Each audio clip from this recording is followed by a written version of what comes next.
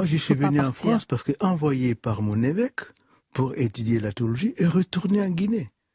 C'était pas pour rester en France. Et j'ai fini mes études et je suis reparti en Guinée pour servir mon pays. Et ces jeunes-là, on doit leur dire, mais servez votre pays, servez votre continent. Comme l'Occident sert son continent avec sa jeunesse, avec sa population.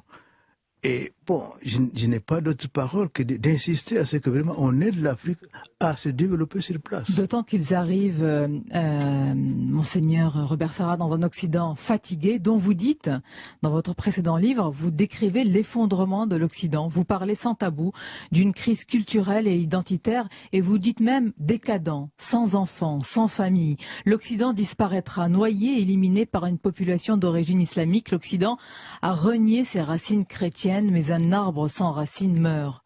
C'est cela qui attend l'Occident? C'est ce qui va se passer, parce que voyez-vous, un arbre a beau être énorme, grand, s'il perd ses racines, cet arbre meurt. Un fleuve peut être majestueux, énorme, mais si ce fleuve se coupe de sa source, elle disparaîtra. Mais quelle est sa source? La source, je pense que c'est... Qu'est-ce qui a fait l'Occident? C'est le christianisme. Le christianisme a façonné l'Occident. Regardez sa culture, l'art, son histoire, sa musique, tout est formé par une inspiration chrétienne. Et si on dit qu'on n'est plus chrétien, qu'on n'a plus de racines chrétiennes, on est comme un arbre qui flotte, sans racines. Et un arbre qui flotte sans racines n'a pas d'avenir. L'Europe, à mon avis, si elle continue dans ce sens, n'aura pas d'avenir. Elle va être envahie par une population étrangère. Si on me considère comme traditionnaliste, je veux bien, mais mon idée, c'est que chacun garde ses racines, garde son origine, garde sa richesse culturelle, sa richesse historique, son héritage, et le communique à ses enfants, à ses petits-enfants. C'est ce que nous avons reçu, nous tous. Moi, j'ai reçu de mes parents ce que les parents ont reçu de leurs parents.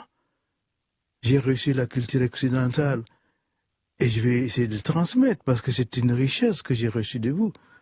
C'est ce que j'essaie de faire, moi. Je ne regrette pas du tout d'être venu en France et d'avoir une culture française. Vous dites à l'Europe, à l'Occident, cessez de vous autodétruire, en somme, si je vous entends bien. C'est une autodestruction, c'est vrai.